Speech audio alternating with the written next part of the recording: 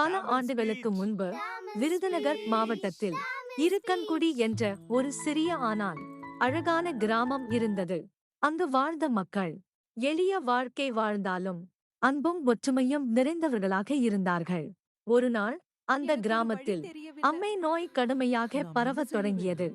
சிறிய குழந்தைகள் முதல் முதியவர்கள் வரை பலரும் நோயால் பாதிக்கப்பட்டனர். மருந்தும் வைத்தியமும் எதுவும் பலனளிக்கவில்லை. மக்களின் வாழ்க்கை துயரத்தில் மூழ்கியது. துன்பத்தில் தவித்த மக்கள் கைகளை கூப்பி தெய்வத்தை மனமுருகி பிரார்த்தனை செய்தார்கள்.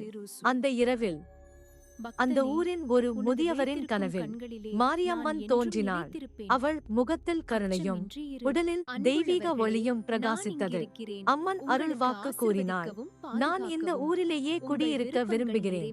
நீங்கள் என்னை நம்பி வழிபட்டால் உங்கள் நோயும் துன்பமும் முழுவதும் நீங்கும்.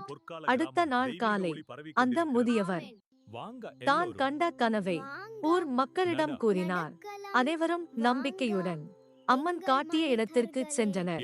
அங்கே ஒரு வேம்பு மரத்தின் கீழ் தெய்வீக சக்தி நிறைந்த அற்புதமான உணர்வை அனைவரும் அனுபவித்தனர்.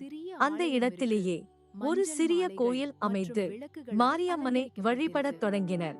அற்புதமாக அம்மை நோய் மெல்ல மெல்ல குறைந்தது. நோயுற்றவர்கள் குணமடைந்தார்கள். கிராமத்தில் மீண்டும் சிரிப்பும் சந்தோஷமும் திரும்பி வந்தது.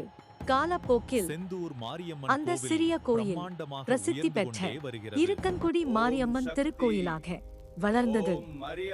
இன்றும் பால்குடம், முளைப்பாரி, தீமிதி போன்ற நேர்த்திக்கடன்களுடன் கோடிக்கணக்கான பக்தர்கள் அம்மனை தரிசிக்க வருகின்றனர். நோய் தீர்க்கும் தாய், நம்பிக்கை தரும் தெய்வம் இருக்கன்குடி மாரியம்மன்.